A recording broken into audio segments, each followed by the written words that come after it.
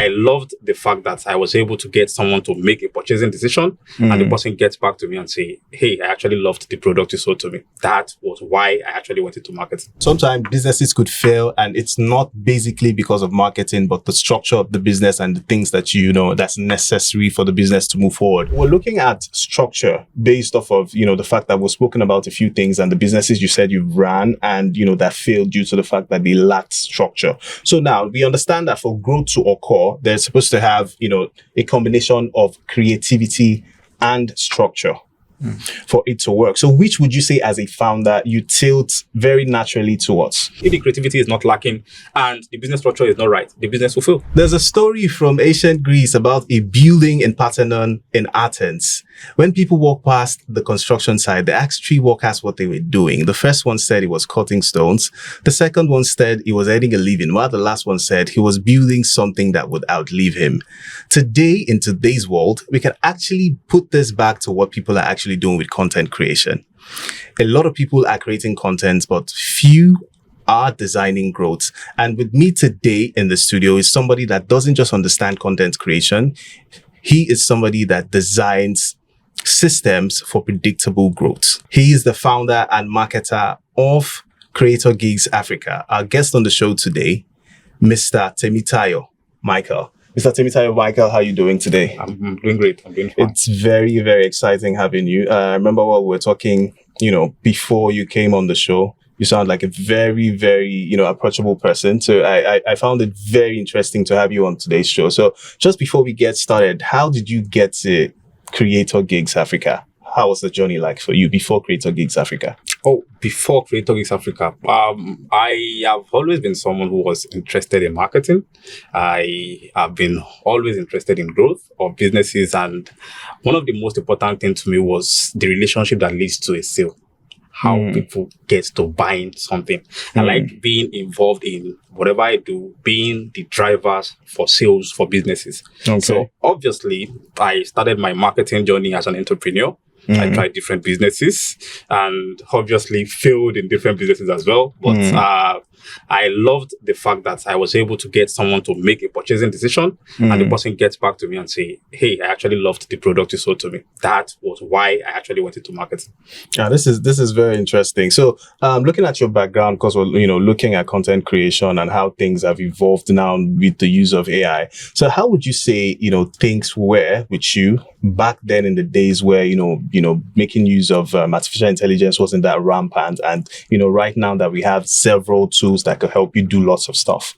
Well, I was doing a little bit of marketing. I can say that my marketing journey started a little bit before the internet marketing thing was a mainstream, something that was accessible to people like me. Definitely, but not the Abacus era. Yeah, it was not the Abacus era. So my first point of experience with marketing was me having a business or running a business with my dad. Okay. We failed at that as well. So, so I had one-on-one experiences with customers, people trying to buy different products from me. And I actually got a lot of compliments. As a young boy, someone who's just coming of age at that point in time, I actually had a lot of them who complimented my ability to sell.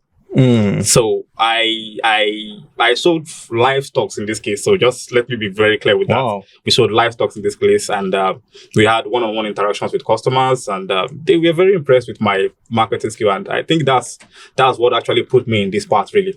This is very interesting because I think Mr. Temitayo doesn't know that I have a little bit of my legs into livestock as well. So probably we might have to have a different discussion aside now. So back to marketing. At what point did you know this is your forte? Because while you were telling me and you were speaking to me, you said just on the show now you've worked with your dad and you guys have a lot of businesses that you've done together. At what point did you know that you were just going to stick to being a marketer? Well, okay, I think the point I would really describe as, because actually when it came to online marketing, my entry point was copywriting. That was where I got into online marketing. And at that point, I was still in school at this point, and we had quite a lot of people running businesses in school then, young stars, students that were trying to build different brands. And I noticed that then WhatsApp was already becoming a mainstream thing. A lot of people were using WhatsApp for marketing. I actually changed the sentiment around the product. I schooled around Ilorin area, and the majority of people there are Muslims. So which means there was a problem with products like pork. Getting products like pork to get sold in the market there. And there were a lot of people that would send me a DM. They would be like, I'm trying to put out this particular message. I'm trying to sell this particular thing. What do you think about this message? Right? That was even before I knew anything called copywriting. So I would look at the message, tell them this will not fly with this kind of audience. Let's try to change it. So I would switch up the message and send it back to them. They would use it and they would make a lot of money from that. So going back to my sentiment thing, I actually used that particular strategy, broadcast messages. I ended up changing the mentality of obviously students are a little bit more liberal than most people, but many of my Muslims friends and customers actually started consuming pork from marketing, from copywriting. Many of them were like, when we actually kind of repackaged it and started doing pork in a barbecue kind of style, and we noticed that many of them were like, once pork has been barbecued, it's no longer pork, it is now barbecue. So they kind of just completely eradicated that mindset. Obviously students are more liberal again. So they just eradicated that mindset, and many of them actually consume beef, pork, whatever, they hate whatever, because we were selling it to them. So it brings me to a question I'm supposed to ask, or I'm going to ask you right now. I hear a lot of people would say branding should come first before marketing, or branding should come first before sales. I just want to know your opinion on what you think should come first, because while you were explaining, it shows that it took a step for the copywriting thing to come up, and a form of branding was made before people were like, okay, yes, I get to see this. I just want to ask, which do you think is very important? Branding or marketing? Which should come first? In my opinion, obviously, I'm a bit biased because I'm a marketer. Okay. Obviously, I would be a bit biased, but the idea basically is marketing is more or less like a broad term that defines a lot of things. Branding is an essential part of marketing. Obviously, if you talk to a branding expert, they would argue against this. Okay. But I believe that marketing is every relationship that leads to the sale. Every single point of contact, every single point of messaging, every text, every videos, everything they see that leads to the point of the sale is marketing. Now, branding is an aspect of marketing that sticks to a consistent direction. You want to bring out a consistent message. You want to change the alignment or the thought process of a customer. It is all creating items or elements of the marketing process, right? So branding, in my opinion, is a subset of, I don't think I've qualified as a subset. I'll call it a cousin, a family, a cousin, that without branding, a marketing campaign cannot work. Or if you have a marketing business, if you are running a marketing business, or if you are trying to market a product, if you don't brand it correctly, it won't work. Okay, I know that you're a content and growth marketing expert. Now, I'm trying to relate it back to the times where you had businesses that failed. Would you attribute this to the fact that marketing was not really done at the time that made these businesses fail? No. Majority of the businesses that failed that I did were not due to marketing. Okay. Were not due to branding. Why did they fail? Were due to the business structures themselves. Funding, all those kind of things. That was why they failed. They did not fail because of marketing. They did not fail because they were not sold well. They did not fail because we didn't have customers. I mean, when I had a food ordering and delivery business, it was called Ride It at the time. Ride It. It was pretty simple. The name was pretty straightforward. Ride and Eat. So you can understand immediately this is what the product is all about. I order food, I get food. But obviously the business structure, the funding, the target audience, we had about 1,000 customers at the time. Over 1,000 customers that were using the platform, and we had about, on the average, 3 orders, 4 orders per day in a small town where we were operating the business. But obviously, the business model, the funding, and so on and so forth actually ended up killing the business. And that is what majority of us actually attribute to marketing failure. We quickly attribute business failures to marketing failure or sales failure. Or sometimes, or most times, it's not just, it's not the marketing that, causes it. Not. This is, just so you could know, sometimes businesses could fail, and it's not basically because of marketing, but the structure of the business and the things that that's necessary for the business to move forward. So now we're going to be talking about, you are a founder of Creator Gigs Africa. So I want people to know exactly, in details what a Creator Gigs Africa does and, what they stand for. And you as the founder, as well as the lead marketer, what's your day-to-day role like? What you do, aside from the fact that we know that we brought you here, to come on this show, and we're taking a little bit of his time, but he's going to let us know what his day-to-day, itinerary is like. Oh, okay. So going into Creator Gives Africa, I would actually answer the first question. Creator Gives Africa is a solution to a problem I believe as a marketer I have experienced a lot. I've worked with a creative company, an MCN, Eula. And basically, it's a company domiciled in Israel. And one of the goals of the company is actually helping creators with monetization. Now, in a nutshell, one of the smartest or one of the fastest strategy for a creator to monetize, especially if you're a small-time creator, you are a nano creator and you've not gotten platform monetization, obviously it's brand use. Now, we noticed that majority of creators actually struggle with identifying brands that are interested in brand deals. They just DM brands sporadically. They can't identify if this brand is actually hiring a content creator or looking to collaborate. So creators struggle with that particular problem. They are at the stage where they are shooting, they are creating content, they are putting out content on a consistent basis, they are working hard, they are trying to be consistent, but they need some sort of income to keep their businesses afloat. So we are trying to create a system where they can find brands, they can go shop for brands. And then on the side of the brand, obviously, we also know that the brands also have a particular problem when it comes to identifying creators who are ready to work, finding creators at their budget, putting out campaign briefs or sending DMs to content creators. You can have content creators where you send DMs to them and content creators are not engaging the DM you send. You want to work with them, you said, okay, I want a content creator for 200,000, 500,000, 1 million naira. Content creator is telling you have to pay 3-5 million. If you are not willing to pay that amount, please go. Yeah. So that's what majority of brands are also getting. Yeah. So what Creator Gives Africa actually does is it helps the brand to say, hey, I want a content creator. This is my campaign brief. This is the budget I have to pay. If you're a content creator, please apply to work with me. So content creator gets the job. Brand also get the content creator to collaborate with. So the platform is more like, mostly like Upwork and Fiverr. Yeah. It's a lot like Upwork and Fiverr, but with a bit of marketing analytics as well, because obviously I'm a marketer. True.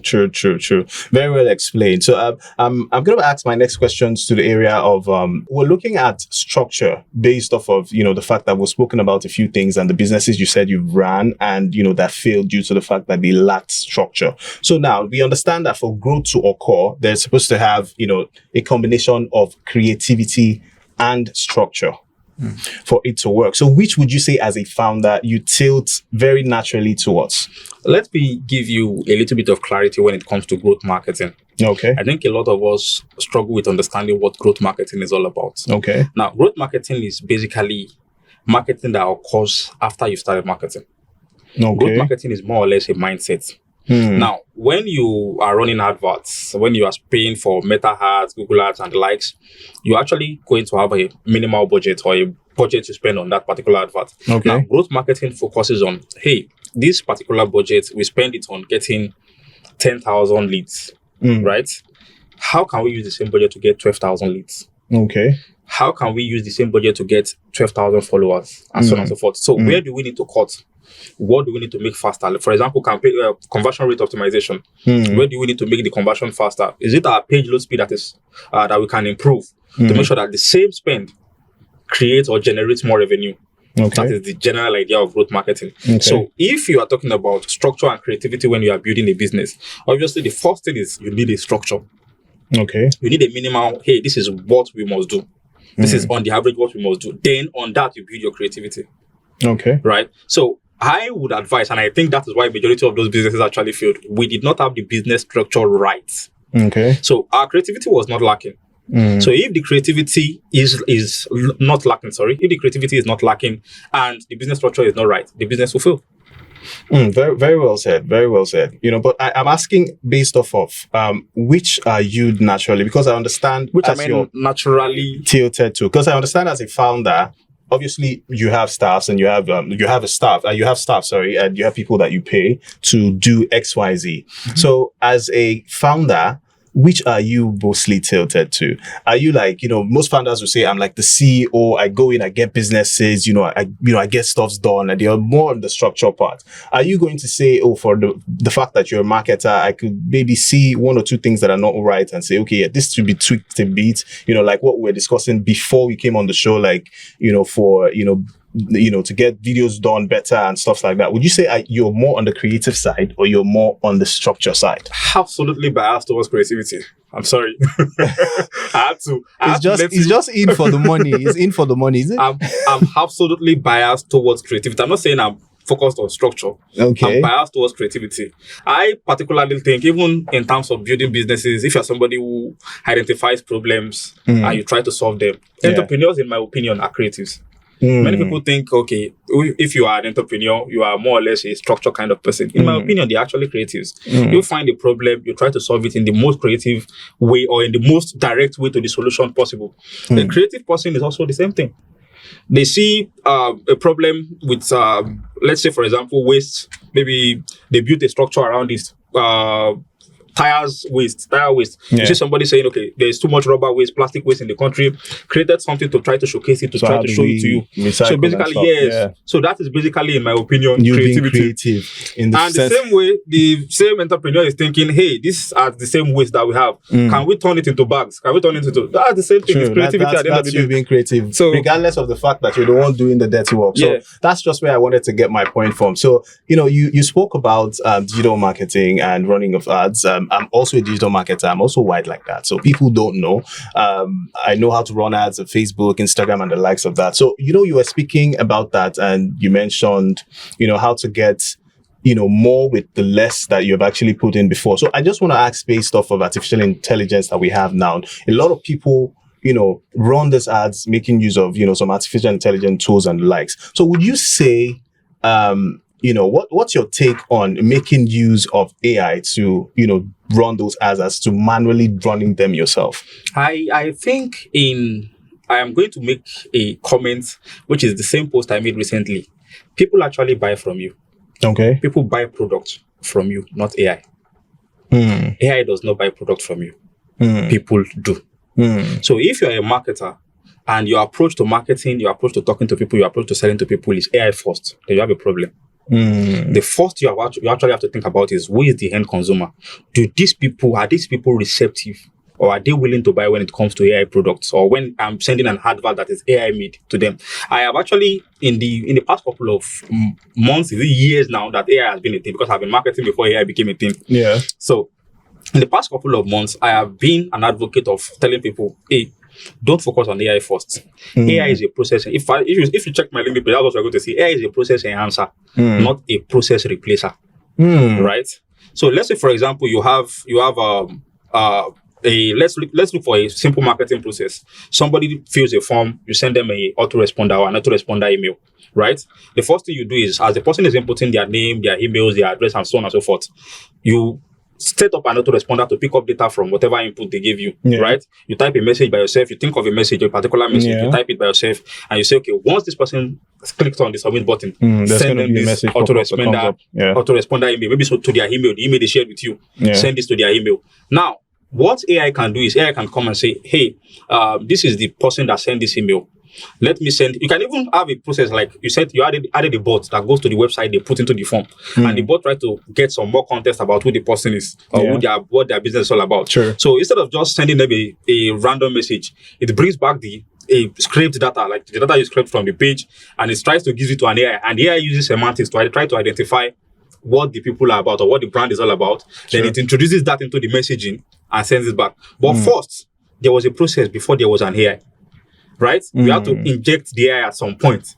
So if you're a marketer who doesn't have a process and you're only thinking about the AI, then you don't have a solution. So you're not solving anything. Sure. This has been exemplified in cases where you say something like, I think I actually fought against it on LinkedIn so much that I trended just a little bit. I had someone who said they built an AI for attending interviews. So if you're an applicant or if you are an HR, you can just use the service. You can, instead of attending an interview, the AI meets with But that point where you actually have an interview is between two people. That is the essential point of meeting people. Yeah. That is the essential point of having a video call. Once you replace that process with AI, then what's the point of that process? For me, I think I'll basically call it. I think sometimes AI is being misused sometimes. Yes. And this is an example of a particular, point where AI is being misused, because I understand, just like you were, saying before, as humans that we are, either the fact that we're selling product or service, you as a person is a product. you're a product of yourself, or you're a product of what you, or the service that you provide. So I feel for the fact that you tend to go out of your way and bring something that's artificial to come replace you, you're missing the whole ball game. Absolutely. So guys, when I come back, we're going to be talking about funnel, because he's very vast and in building funnels for content creation and marketing. He's going to be talking about that and telling us a little bit of storytelling into marketing. But before we come back, if you're finding this very interesting and you're enjoying and you're finding value from what you're listening to and watching, we on this end would like you to like, share, and hit the subscribe button and turn on notification to know when a new video drops. Also, we are on all social media platforms across board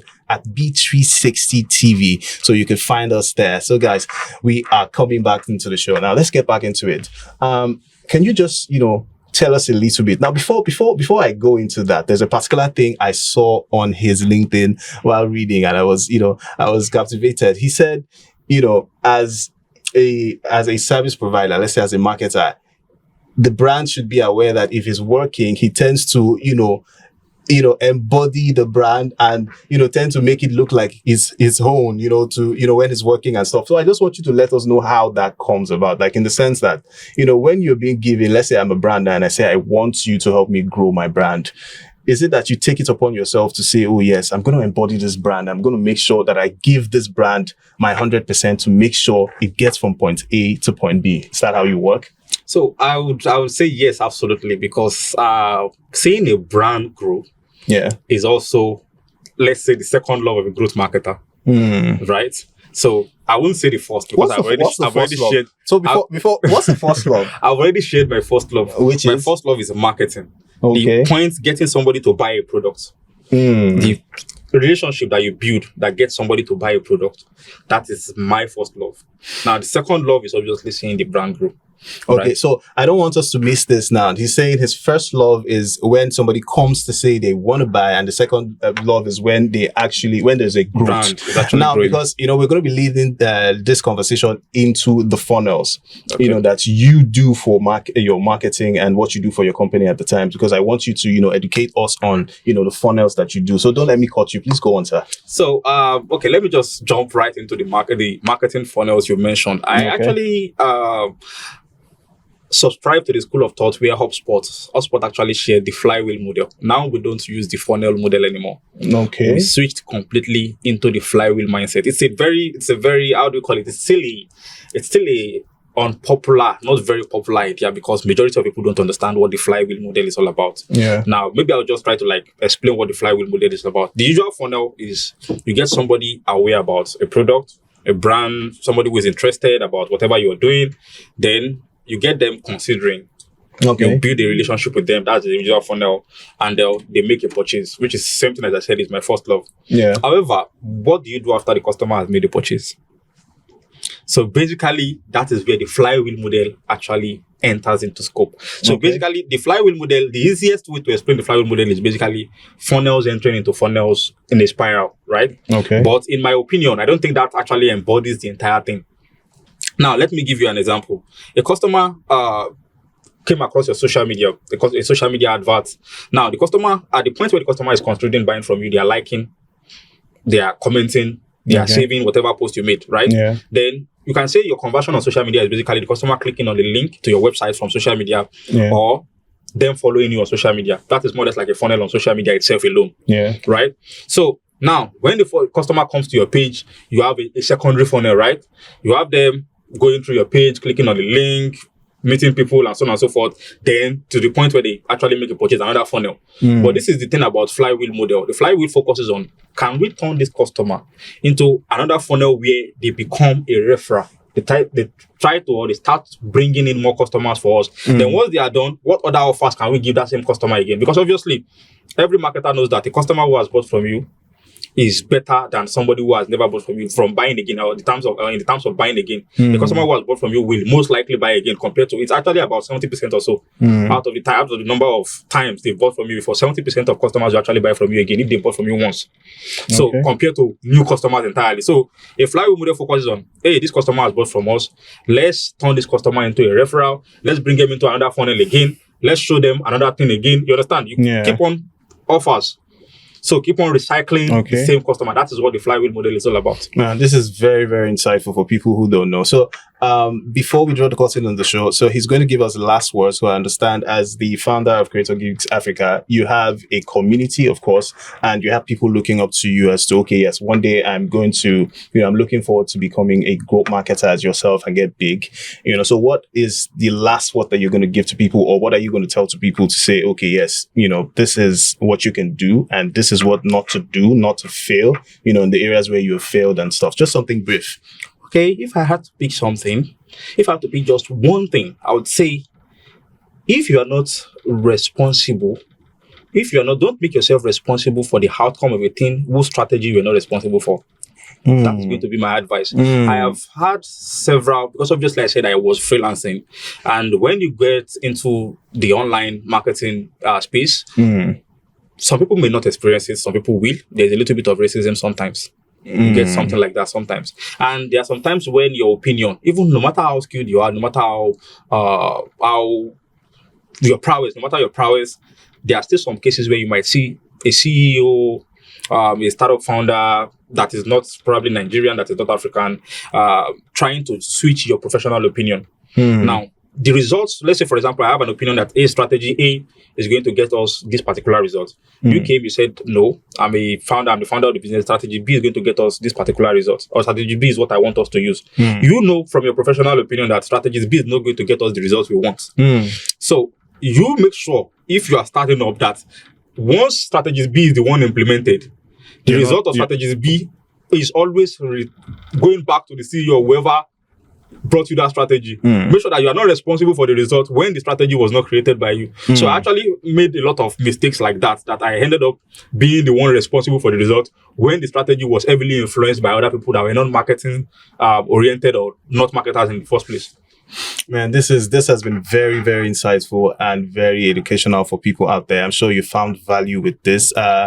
Quite unfortunately, this is where we draw the curtains on this particular episode. It was very, very lovely to have Mr. Temitayo Micheal on the show today. So before, just so you understand, kindly like, share, and follow us across all social media platforms at B360 TV. Also, don't forget to subscribe as well as turn on notification.